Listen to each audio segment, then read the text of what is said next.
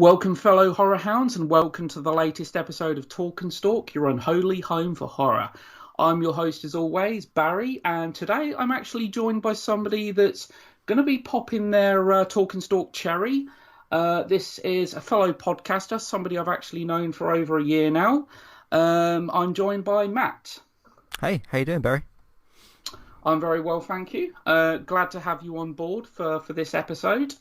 And yeah, today's topic of discussion really is going to be on a certain subgenre of horror that has seemingly become incredibly popular. It's somewhat oversaturated. These films are a dime a dozen now, and that is the found footage genre.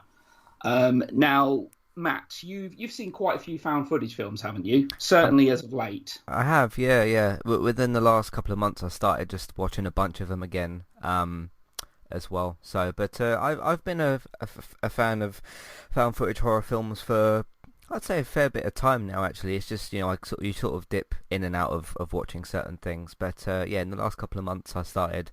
I think I watched like, what was it, 4 or 5 kind of. In the space of a couple of days, like a few months ago. So yeah, it was good to get back to them because I knew that there was some that I hadn't seen, and in between that time and when I last watched found footage horror films, I thought, okay, there's probably at least maybe some new ones, maybe some ones that I just haven't discovered and that. So it was good to get back into that. Yeah. Yeah, I think it's safe to say there are actually a lot of these films in pretty much every genre, in fact.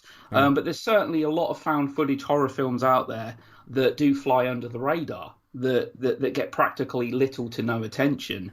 I mean, the whole found footage genre, it's not really new. I mean, it can actually be traced back to Cannibal Holocaust, released in 1980. It was a film, certainly one of the most controversial films of all time. It made quite an impact upon release. So much so, there was a real level of authenticity to it. So much so that the director was actually taken to court to actually prove that his cast were actually still alive. But it wasn't really until the Blair Witch Project in '99. The Blair Witch Project, the huge commercial success of that film, really helped to open the floodgates for all of these found footage films to follow.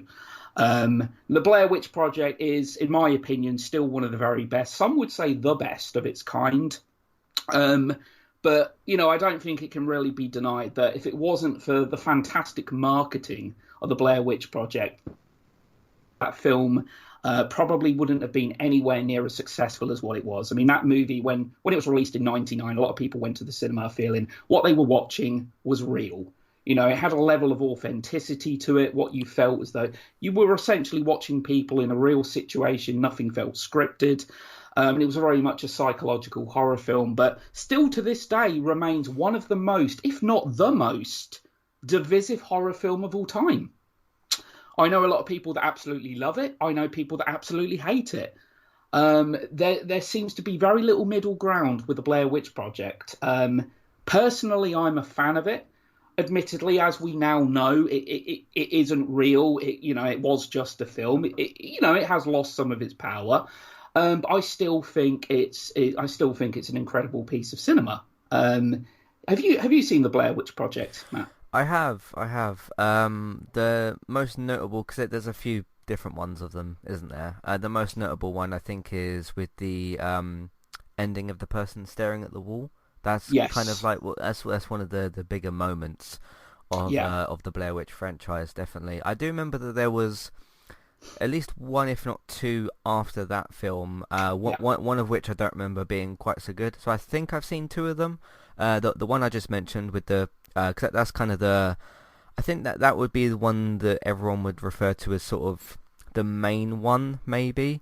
The one that like most people would mention if they talk about Blair Witch. But then there's the other one after that, which I just kind of have admittedly forgotten a little bit because it just didn't sort of stick in my memory, so to speak. Because whenever I think about Blair Witch or any of the kind of things within the film, I usually think about the other one I just mentioned. So Yeah. But I mean, yeah, there was. Well, it was followed the following year by mhm. Blair Witch 2: Book of Shadows. Less said about that travesty, the better. That is certainly, without a doubt, one of the worst films I've ever seen on the big screen. It was clearly a film that was rushed into production to obviously follow in the footsteps to try and capitalize on the success of the Blair Witch Project, and it's an absolute mess of a movie. It's a complete mess. It's all over the place. It's called The Book of Shadows. There is no book in it. There is no book. I don't quite get where the title comes from. But there was a Blair Witch released in 2015, 2016, which weren't bad. Which was quite good. It was an actual proper follow up to the original movie. Again, found footage, but a little more accessible to the mainstream audience, I feel, because what the original film had no jump scares, no special effects. This film was a bit more accessible. There's jump scares, there's some effects. It's clearly even though it's found footage, it's, better quality camera, picture. But overall, it wasn't bad. It wasn't bad at all. But it's quite easy, isn't it, to see why these films are churned out so frequently. Yeah, yeah, definitely. I mean, there is the aspect of it probably won't cost you as much money, depending on what exactly it is that you're doing in these films. Because Yeah, there's certain other films we're going to mention within this genre that I think are a little bit more expensive than something like yeah, Blair Witch. But so hey, sometimes you don't need to spend hundreds of millions on your film. Sometimes you just need because basically, if you look at the majority of Blair Witch, it's a bunch of people in the woods with a camera trying to discover something. arguing Uh, and talking for most yeah, of it. yeah, yeah. But that's kind of and I don't mean that to sound like really simple and basic and boring. Sometimes you can have more of a simple idea and have it be executed quite well. Yeah, You don't always quite need something massive and extravagant in order to kind of be good on that. So. yeah. It's all in the execution. Yeah, it's all in the execution. You can have the Mhm. simplest of ideas. Look at some of the greatest horror films ever made. All simple concepts, all made on low budgets.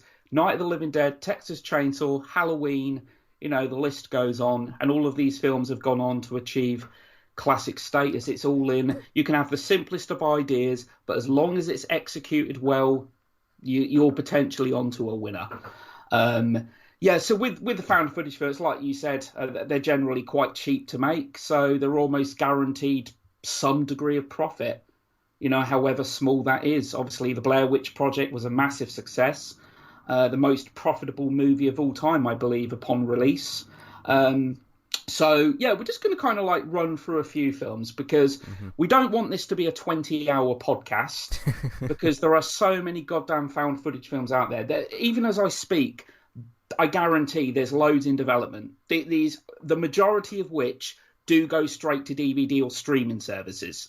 The vast majority do. Mhm. The Blair Witch Project is kind of in the minority. It's one of them found footage films that's proved to be hugely successful. So yeah, I just want you to kind of tell me, Matt, what one found footage film that you really like that you've watched, let's say recently. I've got four that I've actually written down. I'll just pick out one of them, which is Hacked. That's one that stood out to me quite a bit. This is basically a film about a woman that signs up for this online kind of chat thing for her job, and a normal kind of like chat room Skype type of thing, video calls and all that kind of stuff for her job. And eventually she starts getting messages and calls from people that she wouldn't want messages and calls from, and eventually starts getting kind of stalked, and things kind of escalate from there. The one thing that really stands out to me about Hacked, now I'm not going to say what the ending is because I mean we can talk light spoilers for certain things maybe, but I don't want to like say what the ending of this film is, in case people want to go and see these films. But the ending of Hacked is a very interesting one because I think that there's actually a bit of a trick in there, and I think well, I'm assuming you pay attention when you're watching these. If you look out for one of the tricks in the middle of the film that's shown and kind of add that up to the ending, I think you can I mean, maybe when you see the ending of Hacked, you disagree. Possibly that the ending isn't a trick and it is like what it appears to be, but I just think that there's a bit of foreshadowing in there, and there's a bit of sort of setup in terms of that. But that's the one out of these four that I've got that's got a very particular interesting type of ending. And I really I liked the rest of the film as well, but I just think the ending kind of particularly stands out for that, because you kind of watch it and you think, oh, that happened, and then I started thinking about it a little bit more and what was shown to me earlier in the film, and I thought, hang on a sec, have they done that? And it kind of got me thinking in that. So now it's interesting with Hacked as well, because I remember I watched it. I explained to you what the film was, and when I watched it, because I watched it on YouTube, it was called The Den, and then I talked to you about it, and you told me it was called Hacked. Later, when I found it on Amazon, when I was watching the rest of these found footage films, and it kind of came up in suggestions and that, I saw it was called Hacked. It sounded kind of familiar. I clicked on it, and I knew it was the same film. So this film in two different places has got two different names, because you pointed it out to me at first, and then I discovered it later. But, it confuses a lot of people. Sometimes it really makes me wonder. It makes me wonder why certain films are given alternate titles. Obviously, it's usually for foreign markets. You know, a film, for example, like Roadkill in 2001. In America, it's known as Joyride. But it does confuse some people. Yeah. What did you think of Hacked? I liked it. Now, admittedly, I've only seen it once, and I did watch it very late at night. So I was kind of half asleep. So admittedly, I probably didn't go into the best of viewing things, whatever word you want to use. I remember liking it, but I don't actually remember the ending. That's the thing. I can't remember the ending now. I think I watched it under the title of wasn't Hacked, it was the other title. What was the other title? The Den. No, it would have been Hacked. Yeah, I watched it under the title of Hacked. But yes, I remember liking it. It certainly kept me immersed from start to finish. I just don't actually recall the ending. But again, it's one of them found footage films that, again, has received very little in the way of attention. Most people haven't heard of it. But from what I recall, I would certainly say it's worth a watch. It's certainly worth watching. I mean, one of my favourite found footage films is a film released back in 2007. That's Wreck, which, it's a zombie film. It's a zombie film, but in found footage. And I think the poster to it perfectly described the film. It's essentially 28 Days Later meets the Blair Witch Project. It's a zombie movie in the found footage format.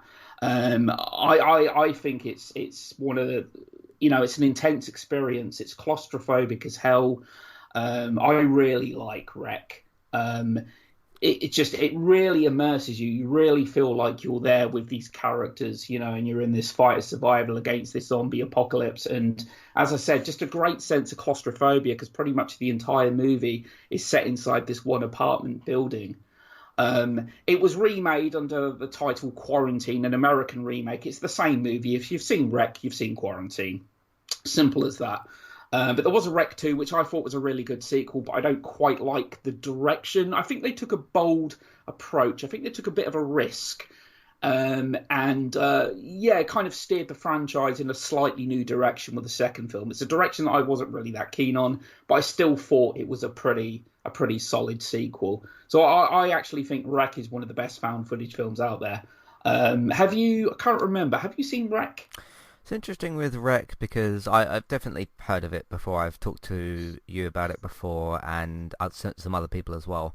It's weird, because I'm sure, now I'm not somebody who really collects DVDs or Blu-rays. I think I've actually got the DVD of this, but I don't remember actually watching it. So I'm going to need to put that on at some point and see if I remember it and that kind of thing. I think I have seen it, but it was a while ago, and I don't quite clearly remember the film that well. So I will need to put that one on again and just see if I kind of remember it. But I think some of the conversations I've had around it have at least been positive. Like people have mostly kind of enjoyed them. So there was a second one, wasn't there? Yeah. Yeah, as I say, there was a Wreck 2. There's actually 4 films in the franchise. Oh, there's Wreck, there's Wreck 2, there's Wreck Genesis. That's where it started to go a little downhill. and then Wreck Apocalypse, which I actually thought Wreck Apocalypse was actually somewhat of an improvement on Wreck Genesis. Hmm. But it's a Spanish movie. I'm a big fan of Spanish cinema. Over the last 5 to 10 years, I've seen so many great Spanish horror movies and Spanish thrillers, and Spain are, I think they're great. I think they're great at making these kind of movies. So yeah, to me, that's one of the best examples of a found footage horror film. What's another one that you really like that you've seen quite recently? Before I do that, I just want to throw a bit of advice out there because this goes into something I've often seen online before. Because you just mentioned it was or that there's like good Spanish films out there. There's also good like Korean horror films and, Yeah. and those sorts of things. I do often see a lot of the time online, not just with horror films, but with films in general, that there's often a lot of, I'll say British and American people mainly. There might be other countries that have kind of had this opinion that when they go into a film that's not spoken in English or American or, is spoken in a foreign language, that they kind of peel themselves away from the film and they're sort of put Yeah. off by that. I would say that I think there's too big of a market of these, because you mentioned Spanish, I've mentioned kind of Korean and that, like horror films. I think there's too big of a market to miss those films. I think there's too many good things in terms of just like, okay, subtitles come up, or you might not be able to put dubbing on or whatever. I would just like to advise like audiences around out there and that try not to be put off by those sorts of things, because you will end up missing some big gems of films. I mean, there's if I'm to just throw two examples out there, The Kingdom, which is a zombie TV show on Netflix, that's got that's in Korean, and then there's the I think the Oscar-winning film, it might be Oscar-winning, Parasite as well, which is really, really Yeah. good, and that's in a foreign language as well. So just try not to be put off by the fact that some of these films aren't in your Yeah. language and that, because you're going to end up missing some really good films as well. So I just wanted to Yeah, kind of, there's people are missing out. yeah, yeah, I don't think I'm not going to sugarcoat it. I think people are missing out, but that's fair enough. If people don't want to, if they struggle to read subtitles, that's fair enough and whatever. hmm But I keep trying to, same with black and white. I know people that don't do black and white films, which I've never actually understood myself, but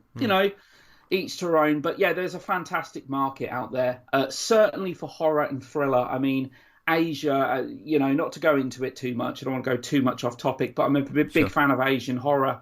Everything from The Ring, Ju-on, The Grudge, and in 2016 we got two great Korean horror films that I would recommend any horror fan watching. Train to Busan, Yep. which is quite simply not only one of the best zombie films of all time. It's one of the best Asian films. It's one of my favorite Asian films of all time. Definitely. Train to Busan was just a fantastic zombie film, and a film called The Wailing. I cannot recommend enough. The Wailing is a fantastic Korean horror film. Not that it's gospel or anything like that, but it's sitting on 99% on Rotten Tomatoes. It has received a lot of acclaim. It's a long film. It's 2.5 hours, but it's a film that is definitely worth a watch for anyone that's into Asian horror. Highly recommend The Wailing and Train to Busan. And obviously Tale of Two Sisters, which again is another Korean horror film. Korea are so goddamn prolific when it comes to horror. But yeah, quickly, another found footage film that I just wanted to mention actually before I do forget. This is a British found footage film, and this was released back in 2013, and it's one of them I don't feel like enough people have seen. It's quite good, and it's called The Borderlands. I really like that film. Yeah. I went into this film blind. I remember seeing this film on Amazon. Now, I actually rented it. It wasn't on Prime. I read the synopsis. It sounded intriguing. I decided to rent it. And I remember watching it late at night, the volume up, lights off, and I actually thought it was a pretty scary film. I think Borderlands is a good found footage horror film that it has got acclaim. It's Rotten Tomato reviews and that. It's had a lot of good reviews, but it's just not that very well known. I think it's one of them horror films that's very much overlooked. Because you watched this a while back, didn't you? I did. I really liked it, yeah. And again, not going into spoilers, but that ending, Jesus. Yeah. Wow. It has an ending that you're not quickly going to forget. It No, has an ending that no. really kind of comes out of left field. You really don't see it Mm, coming. Um, I like the fact as well, not to sound patriotic here or anything. I like the fact that it's set in England. I like the fact it's set in the British countryside. mm. Yeah, And I love the countryside. I'm more of a rural person than I am urban. I always love seeing films in them kind of secluded, middle of nowhere kind of locations. And this film has that. And it's about two people, a priest and a cameraman, who go to visit a supposedly haunted church. And, strange things start happening. It's a good found footage horror film that, with these films, it's full of its kind of nonsensical moments. The horror genre is renowned for it. People making stupid decisions, people doing this when they shouldn't, sure. etc. But Yeah. that's become a staple of the horror genre. Mm, We've come to expect all that. So yeah, it's definitely one that's worth watching. hmm What's another found footage horror film for you that you'd recommend? Uh, the next one I'll go to is Rata, which does have a lot of similarities to Hacked. One of the things I like about both of these films is the kind of skill you need to put into the directing and how you kind of, how can I put this?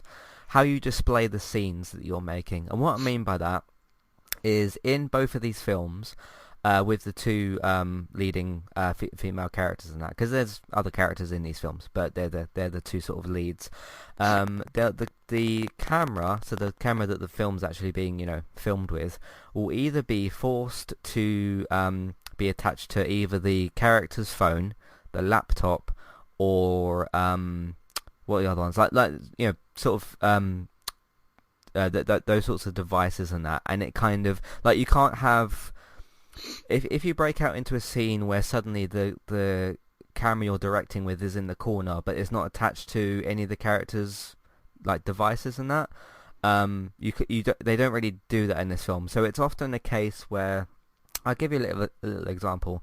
In both of these films, at different points, the character is like on a video call or something on their laptop. If they then put their laptop down on like a desk or a table or whatever, they walk away from it. The camera will not move from that position until either that gets transferred to the character's like phone or something. But let's say it sticks to the laptop. You're then looking when that camera's put down and the character's like walking around. Maybe they even walk off screen, and you kind of don't know what they're doing, and you're kind of looking around in the corners to see like, okay, is something happening? That's one of the things I like about some of these found footage films in general, is when the camera's placed down somewhere, and you kind of like the camera's set there, and you know that the camera's not going to move until the scene finishes, and you're kind of looking at like maybe some doors or whether there's like a poltergeist or something like that, and just looking to see if anything moves or if you hear anything, or do you know what I mean?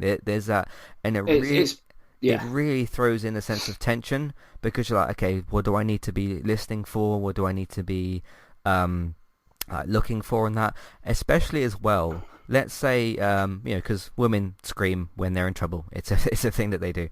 Let's say that one of these female characters puts the laptop down, they walk off screen, and then they've seen something that's made them scream, and then you can't see what that is because the character's off screen, and because it's a found footage film, you're not going to all of a sudden have the cameraman walk into that room like you would with a normal directed film, because that's not the type of film you're watching. So you're sitting there trying to figure out like, okay, what are they screaming at? Are we going to get to like, is she going to take her phone out and we get to see like the view from that? Is she going to come back to the laptop and pick it up or something? And it creates so much interesting tension, and that's something I really like about this. Rata and Hacked are probably the two most similar here. It is about these women being kind of stalked by somebody. Rata's a little bit different. It doesn't have... it's more focused on fewer characters, I would say. You do get the sense in Hacked that there's more of a group involved in the film as opposed to like one person stalking them, because in Rata it's one person stalking them, and in Hacked it's a group. and you get more of a sense in both films as you go on that there's obviously the differences there. But I really like both these films. I think the ending of Rata is quite interesting as well. Not quite as interesting as Hacked, because obviously, as I said, there's a sort of foreshadowing there. But with Rata, it's sort of like you see what happens to the character, but you don't know what's going to happen next. I quite like that. So have you seen this film? No, I haven't. No, Okay. I haven't. I think it's on the watch list. I've only got about 9 million films on the watch list now, so I should be able to Yeah. get round to it at some point. It's just overwhelming with just how many found footage horror films there are. Mm-hmm. There Yeah. really is a lot. There really is a lot. As I say, we've got Blair Witch Project, I think, to kind of thank for that in a way. Mm. But no, I mean, another found footage film that I really like that is quite different to many of these others because it's clearly on a bigger budget. You know, this is a found footage film that has a larger scale, if you will, and that's Cloverfield, released in 2008. Now, Cloverfield was a success. I like it. I think it's, I mean, at its core, it's just a monster movie. It's just a simple monster movie that we've seen 2,100 times before, but it's done with a found footage. It adopts the found footage formula, and it works. I think the film works. It's directed by Matt Reeves, who I think is a really good director, and of course, I'm excited to see separate podcasts, but The Batman, which is released March next year. He directed 2 of the 3 Apes films, the Apes franchise. Cloverfield, it's a monster movie, but it's all done on found footage, and you don't actually really get kind of a clear look of the monster until the end of the movie. Again, it was one of them films that proved that at the time, kind of found footage films were kind of, but Paranormal Activity come out just the year before, and Cloverfield decided, you know what, we're gonna do a found footage film, but we're gonna do a bigger found footage film. Yeah. We're going to put it on a bigger scale. And for me, it worked. I mean, you could kind of like nitpick and say, in all these found footage films, I've said this before, like many times, is that realistically, somebody would drop the camera at some point. You're running for your life. You wouldn't carry on film. You wouldn't. You just wouldn't. Right. But then the film has to go on. If they drop the camera 10 minutes into the film, we've got a 10-minute movie, haven't we? We're not going to see the rest. Yeah. So if a character's running through the woods, they drop their film there, the film's over. Yes, because they're not going to run back to the woods for that camera, and then they're going to run home, and then you'll have 90 minutes of staring into the woods with the camera. Well, actually brings me on to a point from Blair Witch Project, actually, because there's actually a moment that was supposed to happen in the film that didn't actually happen. Oh, right. And basically what it's where the cameraman was running with the camera, and they were supposed to pan up to the left, and you were supposed to get a blink and you'll miss it glimpse of the witch, of the Blair Witch. Now, what happened was they forgot, as they were running, they forgot to look up, pan up, and instead of reshooting the scene, they just carried on. Huh. So originally, we were going to get a glimpse of the Blair Witch, but I like the fact, to be honest, because you don't actually see a witch in the film. I like the fact that the director relies on the audience to use their imagination.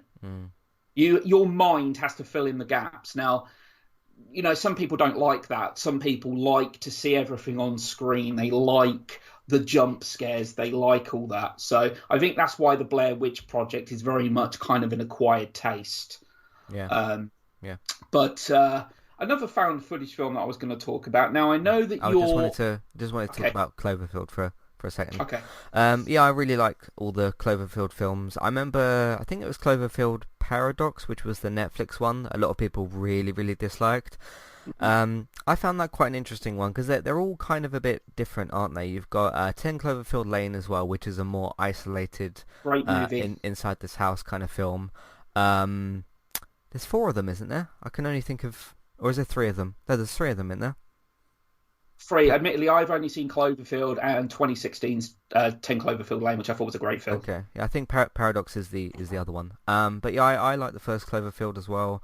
I think, like you said, with having again, it goes back to the sort of creatively restricting yourself to the camera, because if that character doesn't decide to point the camera at the monster, then you don't see it, but you can still hear it, you can still hear all the destruction, and as the character's kind of running in that and maybe trying to point the camera, at the monster. You're getting like glimpses at it, and it's like destroying buildings and that sort of thing. But one thing I like about that as well, it gives a good sense of mystery, because when you get glances at this monster and you get to like hear what it's doing and all that kind of stuff, you start to think like, okay, what is this monster? What is it doing? Why is it here? And I really like that sort of mystery angle to it.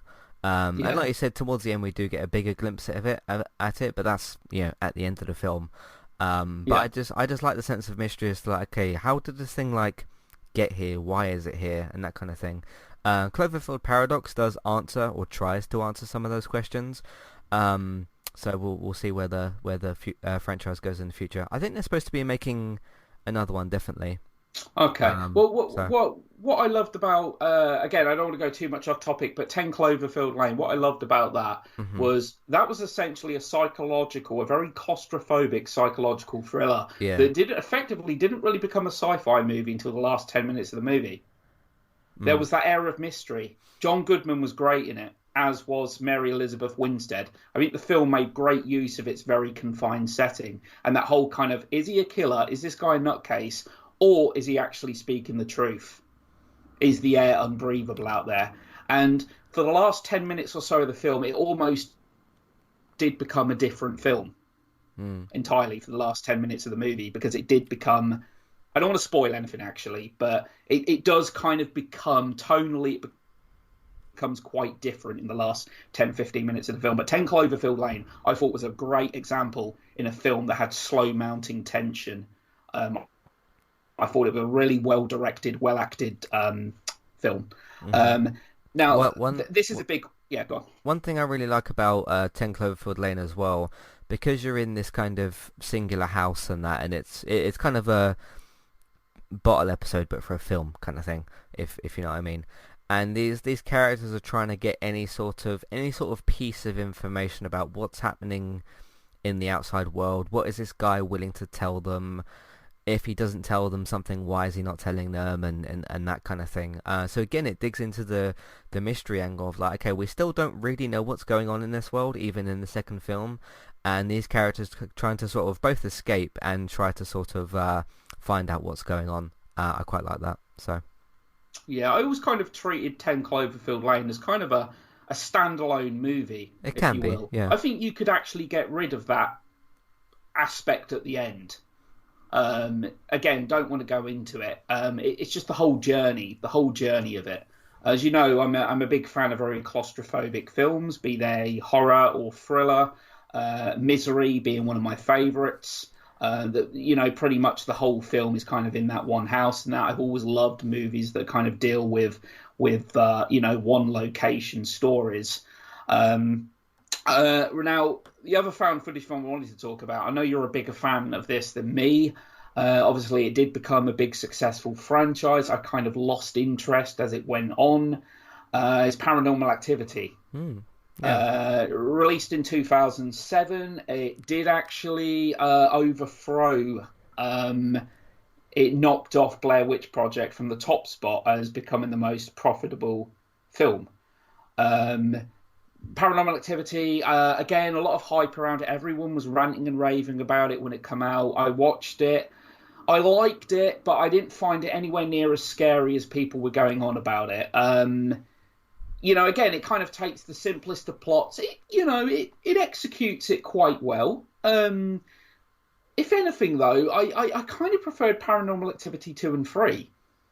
But to me, they are very much kind of cattle prod films. It's kind of like quiet, jump, quiet, jump. Yeah. And it's like the films you were talking about earlier. You're always looking at the screen to see if there's going to be something moving, what's happening, and all that kind of thing. I mean, these films have made me jump a few times, certainly. But Paranormal Activity. Then, what's your kind of take on it? Let's keep to the first one for now. Sure.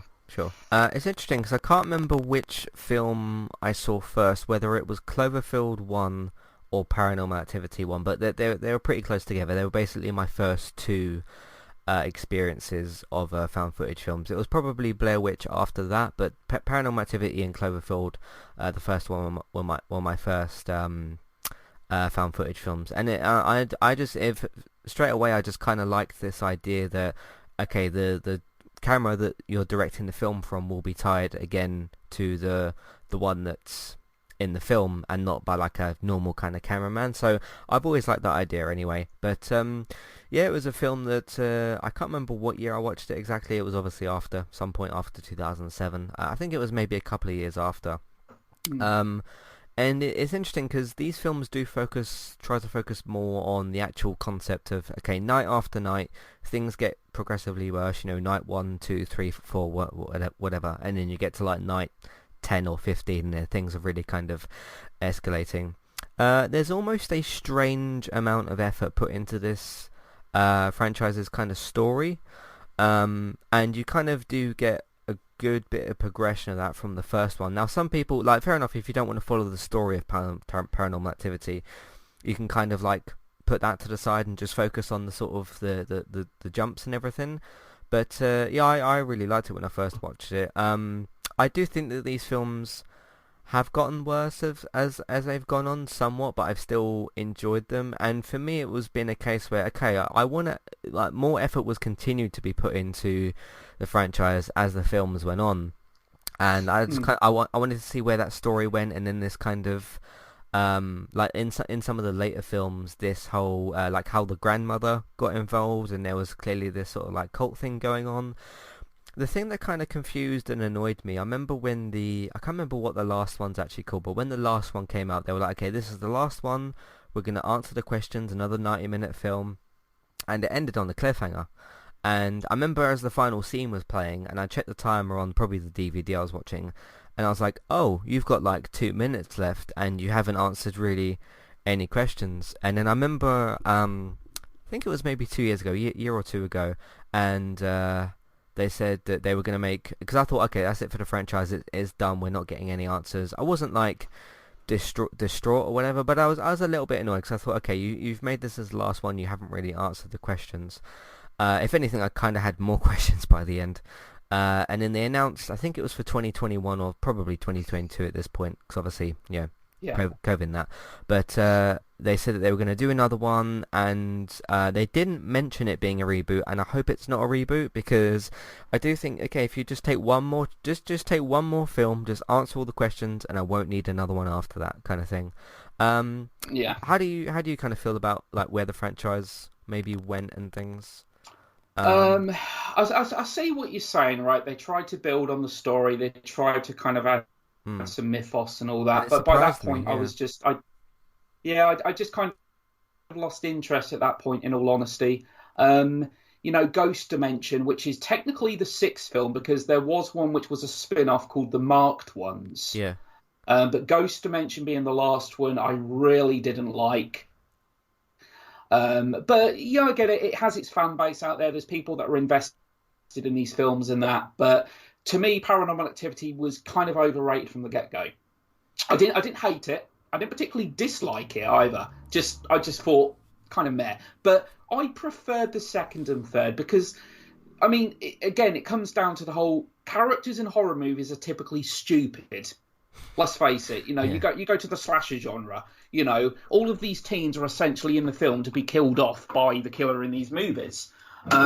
With Paranormal Activity, there's just so many goddamn stupid decisions that these characters made. You know, certainly in the first film and that. But from what I know, it is a reboot. They are rebooting it. I read this recently. Now, I don't know if this has been officially confirmed or whatever. And I'm like, what, seriously? This is my problem.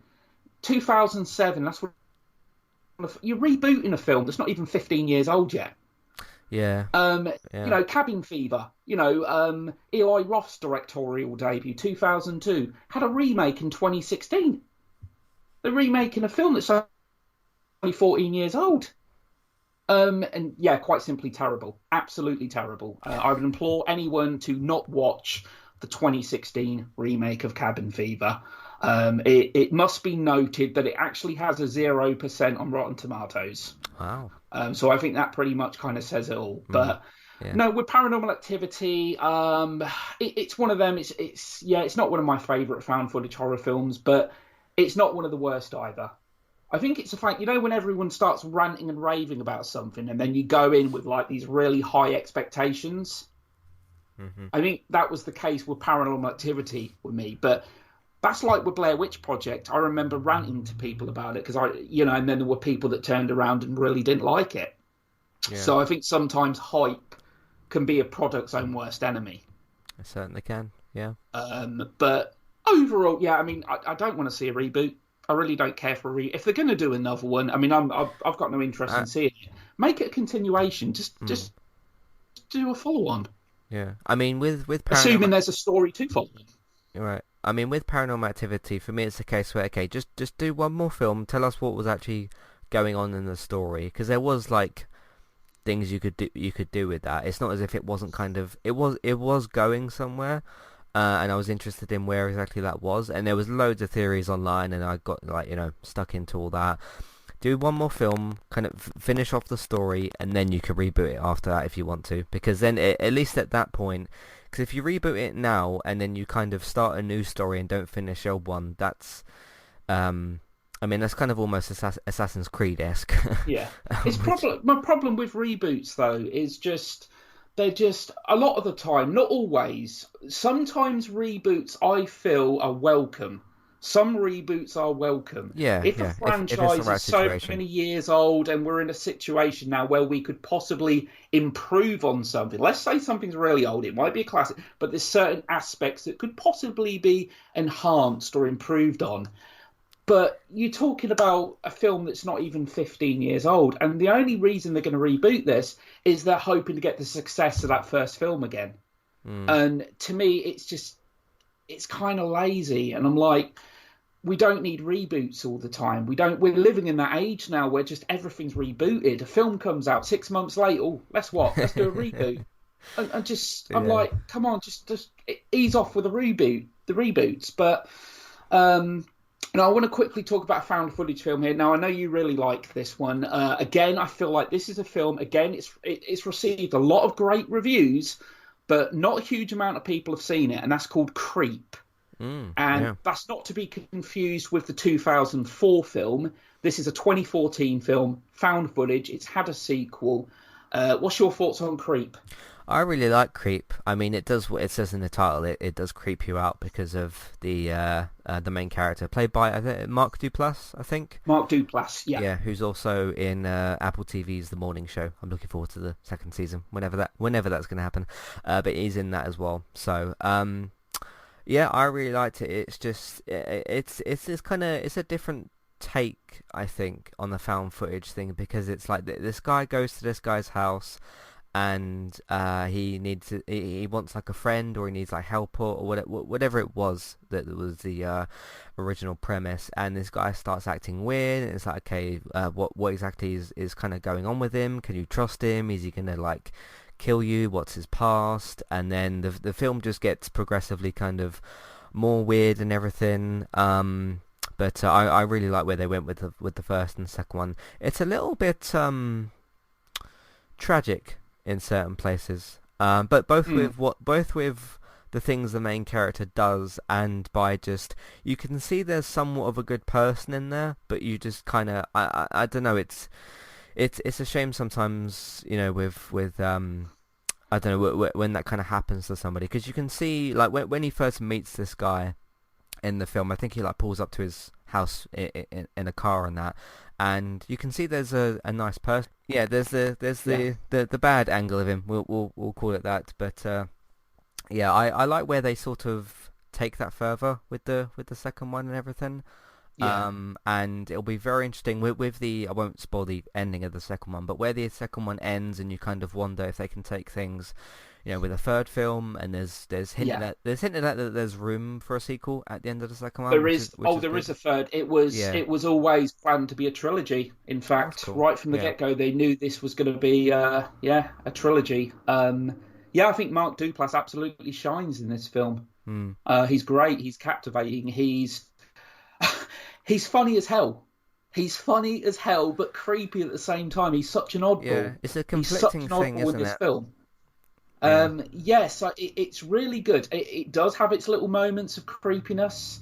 Definitely. But Mark Duplass just really carries this film. He's just a guy that's just really off the wall. You're like, as soon as you meet him, this guy's a bit odd. There's something Mm. not quite right here, and the film just has so much fun with that. Yeah. Yeah. The sequel, while maybe not quite as good, it's still a really good sequel because in the second film, going into it, we know.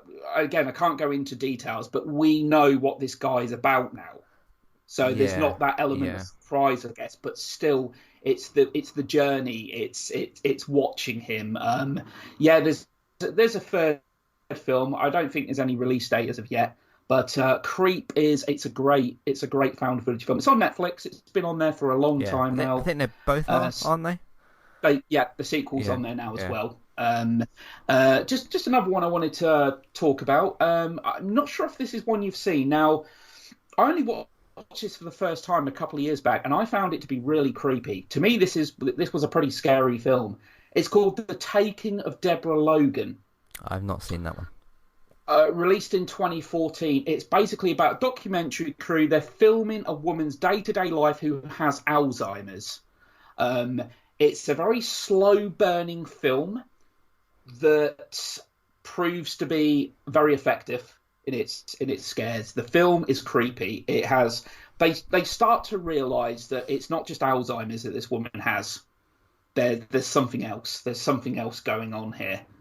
And Yeah, the taking of Deborah Logan. I don't really want to say much about this film. I've heard some people critiquing it. Oh, it's too slow, blah blah, and all that and whatever. I Mm. personally did not find it too slow at all. See, Um, the thing is with certain horror films, sometimes you kind of notice, okay, if things have a slow burn or they start a little bit slowly, you can kind of almost guarantee, not with every single film that does it, but with some films, there's usually a big payoff at the end, which I quite yeah, liked. And the two that I would kind of refer back to that with, I mean, kind of all four of the films that I've got written down here, which the other two we'll get to in a minute.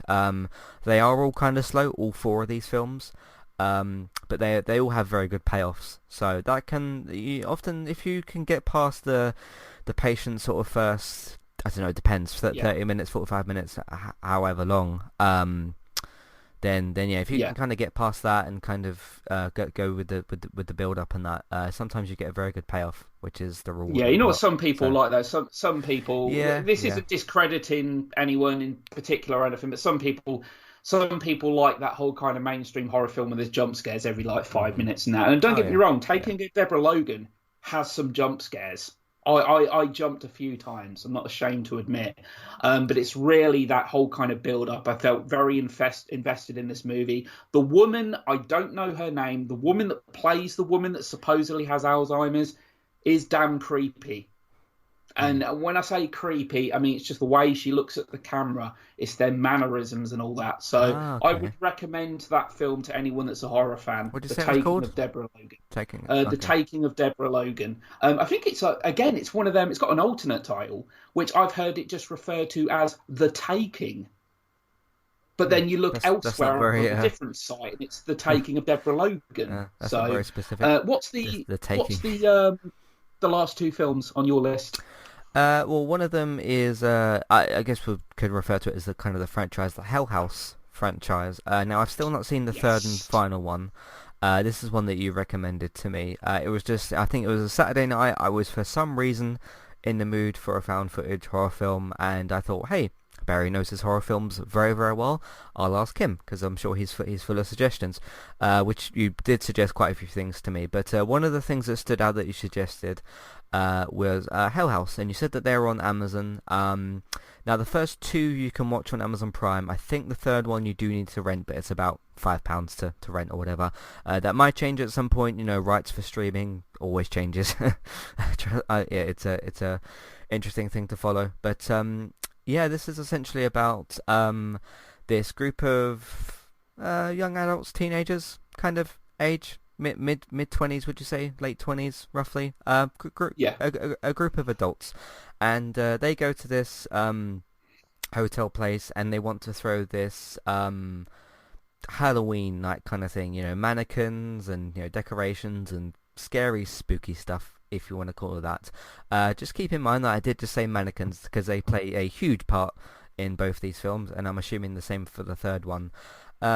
One of the things I really, really like about this film is because you'll see these. I don't really consider this a spoiler, maybe, but you'll see these mannequins acting differently and appearing in different places where they weren't before. You can make your own assumption about what exactly that is. I'm not going to say specifically what these mannequins do or what's happening with them, but they're not normal mannequins. I think we can kind of say that about them. And one of the things I really like, there's a lot of scenes where one of these mannequins shows up in a place where it wasn't before, and these characters start noticing it more and more. I think it's like one or two of the characters starts to notice, and they start freaking out, and then the others kind of like take the mickey out of them. It's like, oh, you've gotten spooked, and because they're all setting up this horror film thing, and it's kind of or this Halloween kind of night thing, and that they all kind of want to banter each other a little bit to use a British phrase.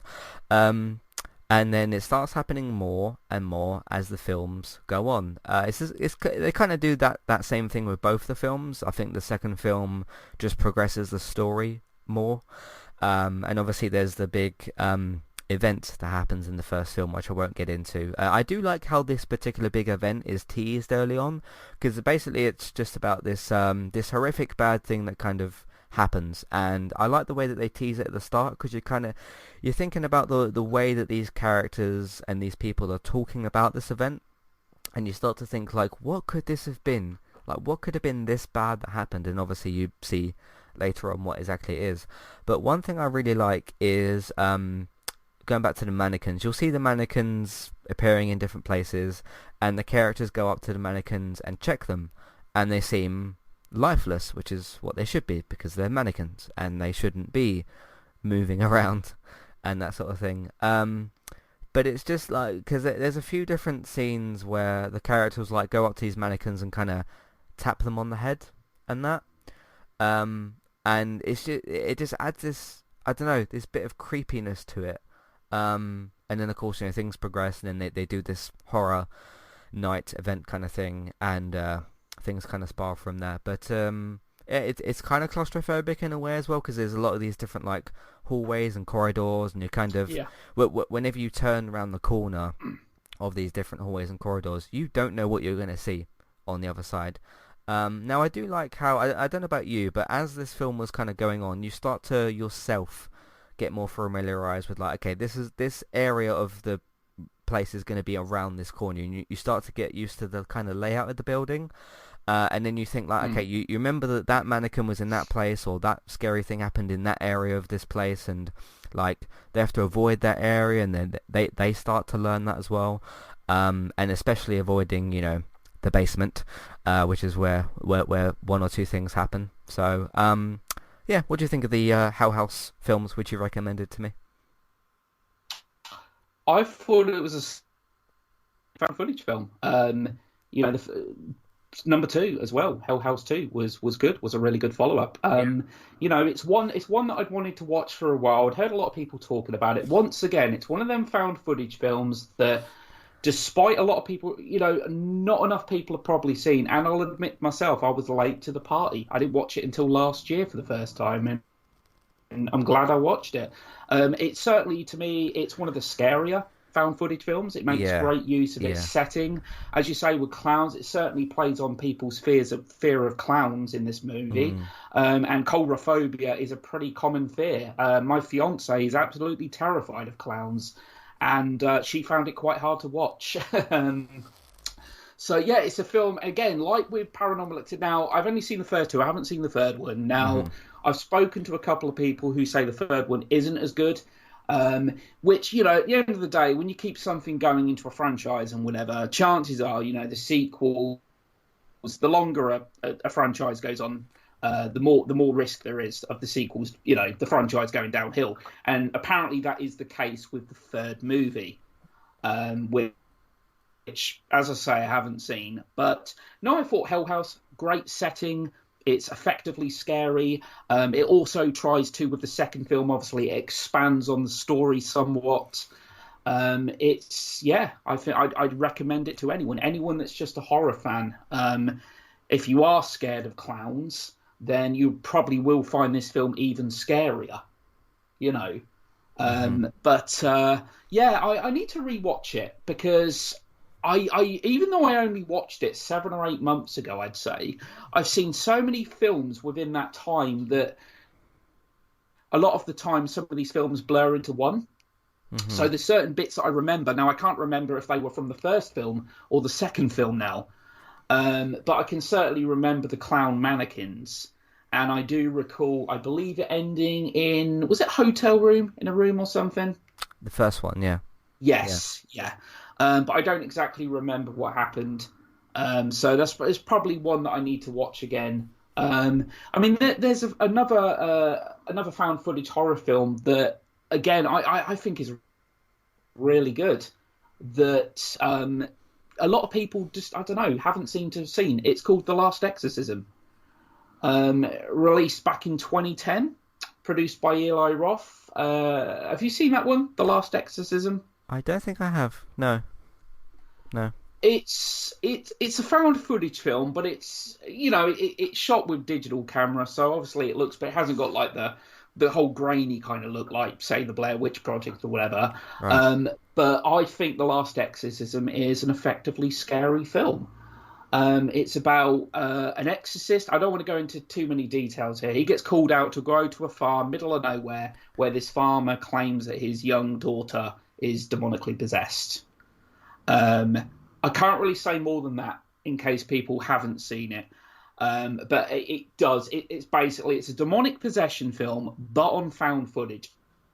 And it does a really good job, especially with the lead character. I think that he really carries this film really well.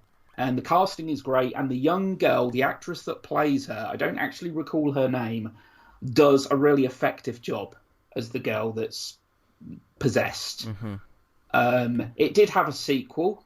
We're not going to talk about that because it's really not worth talking about.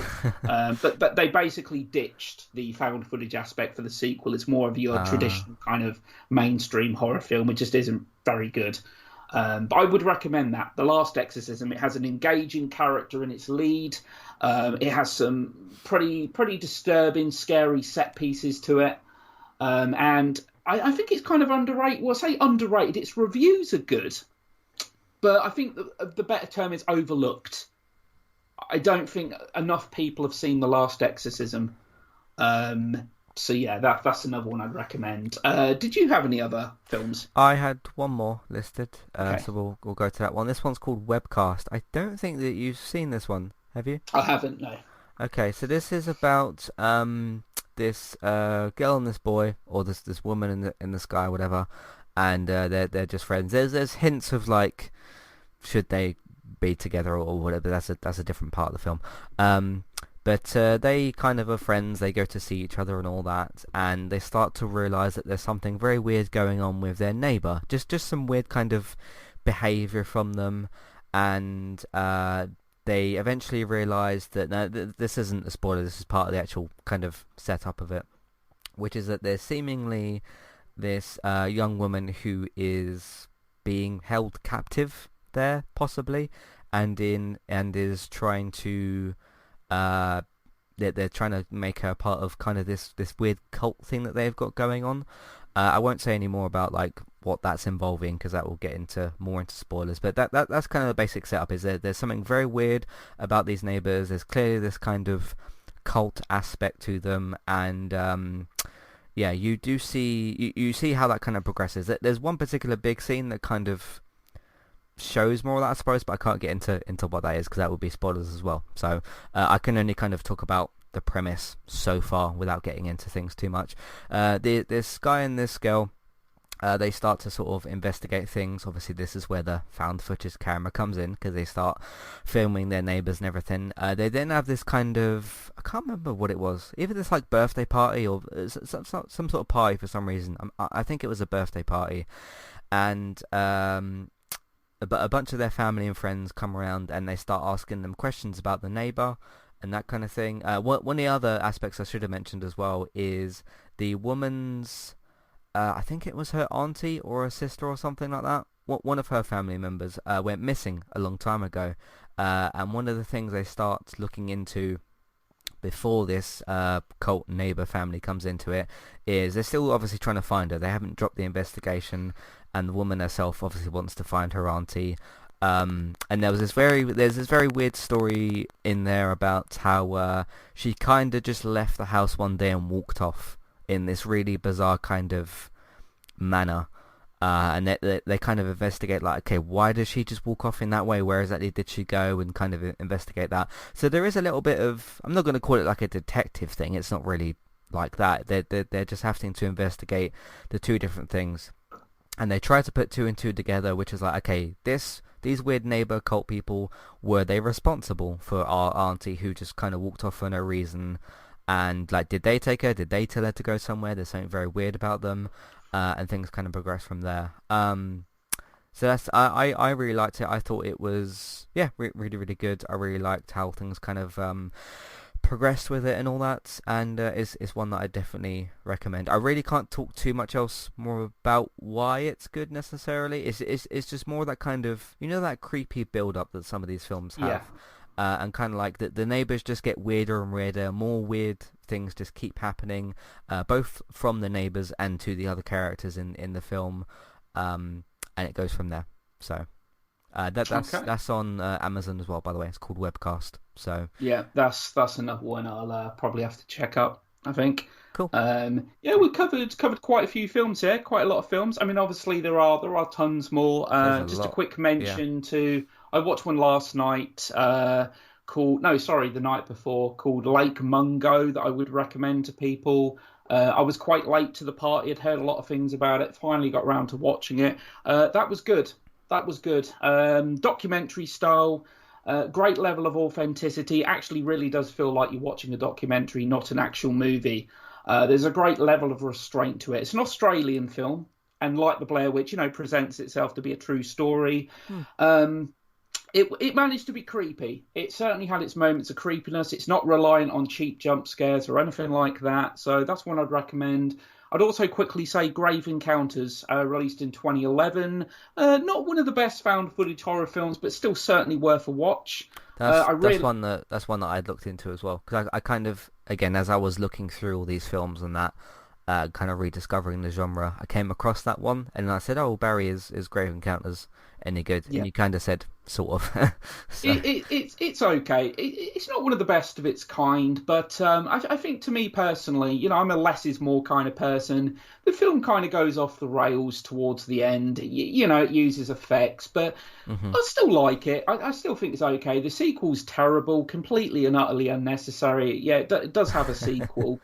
But the first film, good setting, perfect setting. You can't really go, if a film's got an institute setting, you got the potential for some creepiness right there with an institute setting. Yeah. And there's one other film that I just thought of, and now it's completely left my brain. I did actually have another film while I was talking about Grave Encounters. No, it's gone. I've actually forgotten what it was. You'll remember it later when we're not recording. Sod's Law. So, I think that's pretty much it for today, because, we've gone just over an hour here. If any of you are still listening, you deserve a medal. So, thanks for that. But, just to let everyone know, Matt's actually a podcaster himself. His channel is Entertainment Talk. entertainmenttalk.org. More focus on the website than the YouTube channel. There is a YouTube channel you can go to. That's not actually up to date, but the website is. That's where all of the podcasts get posted. I mainly focus on TV, video games, films, and Manchester United as well. So please check that out. But thank you, Barry, for having me as your co-host for the first time. Hopefully we can do more of these again, because it's not just Entertainment Talk that me and Barry are going to be working on. It's obviously Talk and Stalk, which we're doing today, and maybe some Geektopia things in the future as well. So this was a turn of the tables, I suppose, because you've been my co-host for all the podcasts we've done before. So it's interesting to be a co-host. So it's been good having you on here, and we'll listeners, I'll be back to haunt you, torment you, and do whatever else to you next time you listen. Okay, take care. Bye. There you go, all done, man.